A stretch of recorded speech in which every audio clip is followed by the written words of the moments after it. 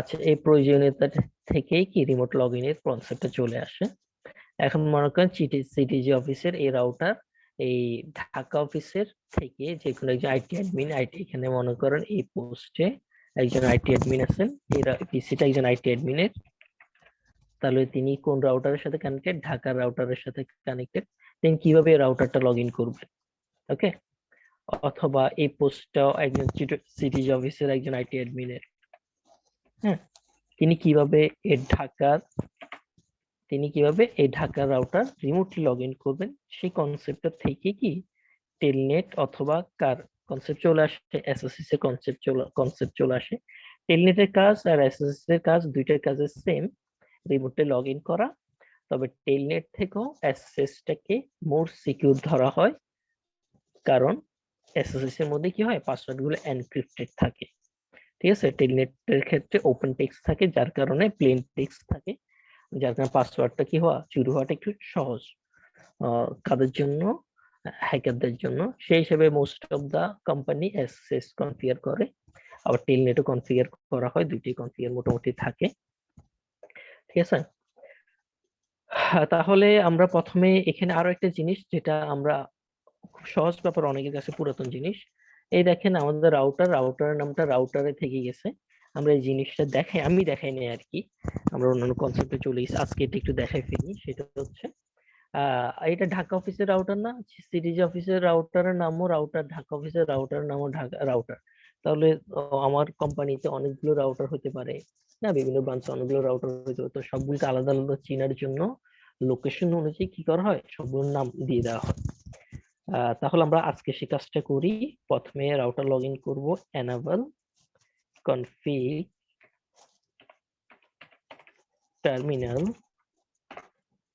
আমরা রাউটারের নামটা চেঞ্জ করবো, কি চেঞ্জ করবো, রাউটারের নামটা চেঞ্জ করবো, হোস্ট নেম এটার নাম দিয়ে দিচ্ছি ঢাকা। ঠিক আছে, ডিএসকে এইভাবে দিয়ে দিচ্ছি। এখন এই যে আমরা যে রাউটারে ক্লিক করলাম আর রাউটারে ঢুকে গেলাম, এটা তো কোনো সিকিউরিটি হইতে পারে না, হ্যাঁ, টোটাল একটা আনসিকিউর একটা নেটওয়ার্ক হয়ে যাচ্ছে। আমাদের বাসায় যে অ্যাক্সেস পয়েন্ট গুলো আছে সেগুলো লগ ইনের সময় কি হয়, একটা ইউজার আইডি থাকে, পাসওয়ার্ড থাকে, তাই না, একটা ইউজার নেম থাকে, পাসওয়ার্ড থাকে।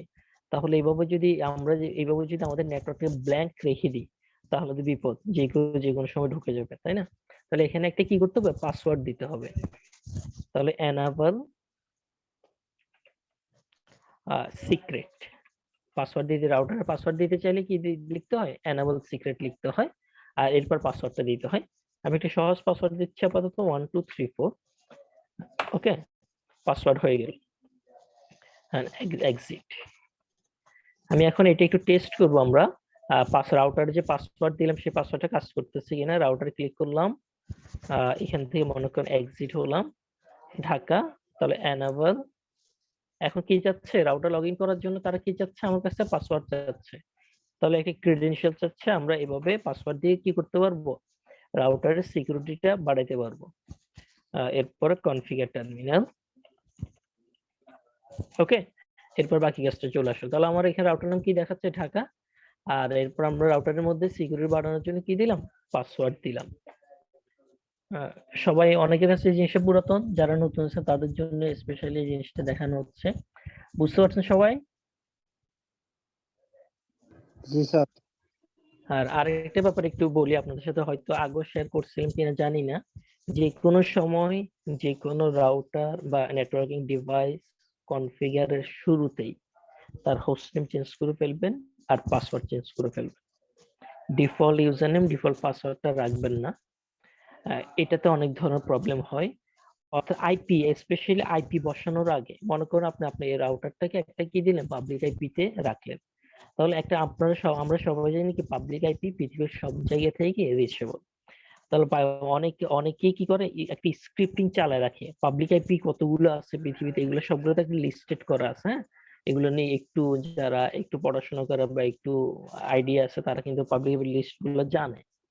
তো ওরা অনেক ধর স্ক্রিপ্ট চালায় রাখে, আর ডিফল্ট ইউজার নেম আর পাসওয়ার্ড দিয়ে, ডিফল্ট ইউজার নেম অ্যাডমিন যেগুলো, তো এরকম হয় কি মাঝে মধ্যে ওদের স্ক্রিপ্টিং যেহেতু ওপেন কন্টিনিউস চলতে থাকে, এরকম আপনি আইপি বসা একটা পাবলিক বসা দিলেন, তার স্ক্রিপ্টটা সেখানে হিট করলো, সাথে সাথে কি সে কি করবে, আপনার রাউটার অ্যাক্সেস নিয়ে ফেলবে।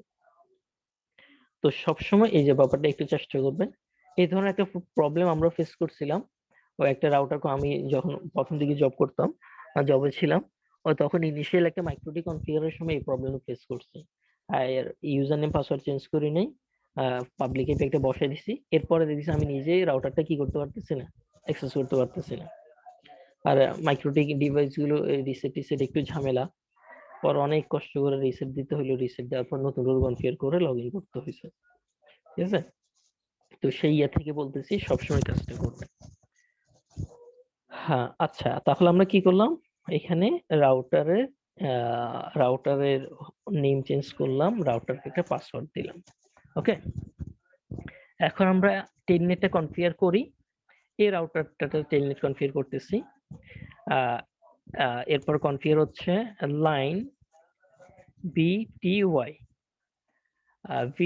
ভিটিওয়াই মানে হচ্ছে virtual tele type. Virtual tele type, VTY মানে হচ্ছে ভার্চুয়াল টেলি টাইপ। ভার্চুয়ালি অথবা রিমোটলি কেউ অ্যাক্সেস করার জন্য এই কমান্ডটা ইউজ করা হয়। ঠিক আছে, আচ্ছা, লাইন ভিটিওয়াই দেওয়ার পর একটা কোশ্চেন মার্ক দিই, লাইন ভিটিওয়াই কত পর্যন্ত আছে, কনফিগ।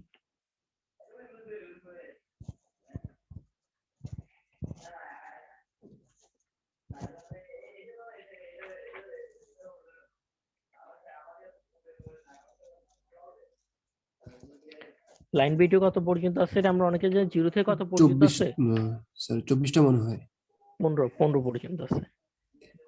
আমি মনে করেন 4টা অ্যালাউ করলাম। ঠিক আছে, 4টা দ্বারা বা 15টা দ্বারা কি বোঝাই, অর্থাৎ একই সাথে এই রাউটারে এখন 0 থেকে 4 হচ্ছে 5 জন, একই সাথে এই রাউটারে রিমোটলি 5 জন কি করতে পারবে, অ্যাক্সেস নিতে পারবে।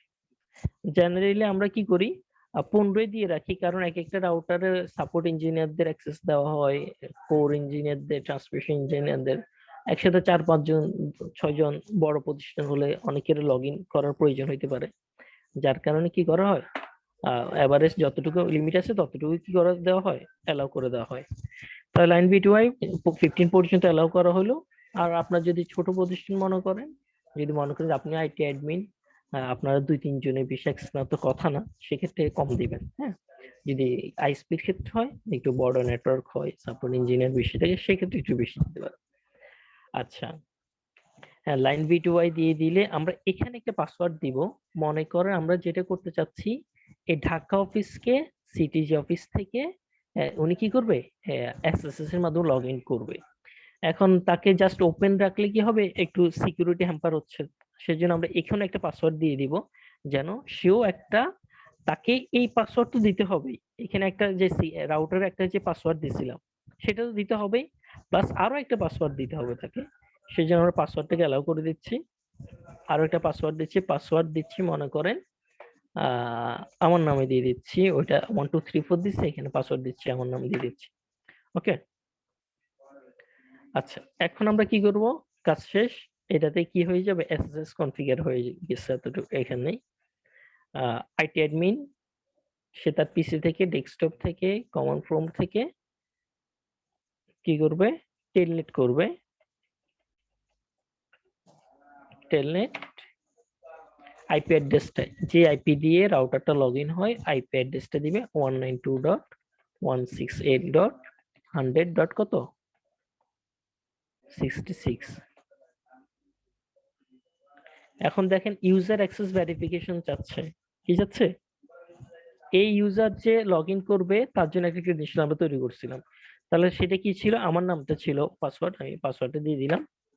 ওকে, তাহলে দেখেন ঢাকা রাউটার চলে আসলো, এনাবল দিয়ে এই রাউটার লগ ইনের চেষ্টা করি, এনাবল।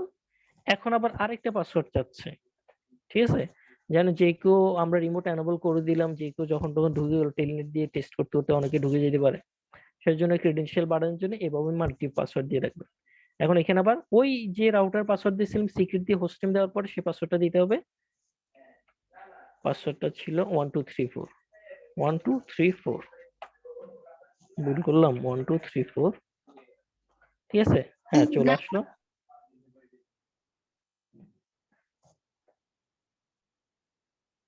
হ্যাঁ, কেউ কিছু বলছিলেন?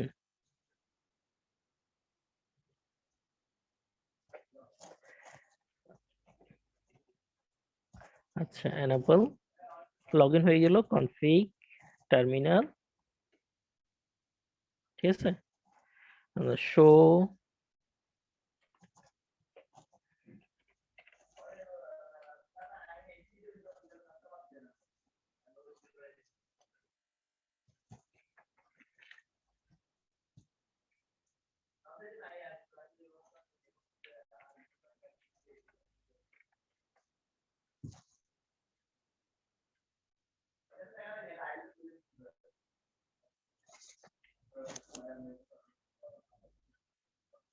আচ্ছা, আমরা কনফিগ টার্মিনালে চলে আসলাম।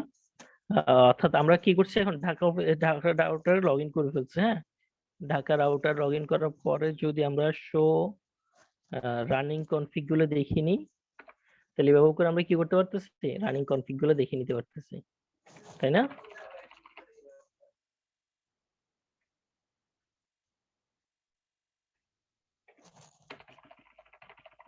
আমাদের এখানে যে প্রিভিয়াস কনফিগারেশন গুলো ছিল সেগুলো দেখা যাচ্ছে।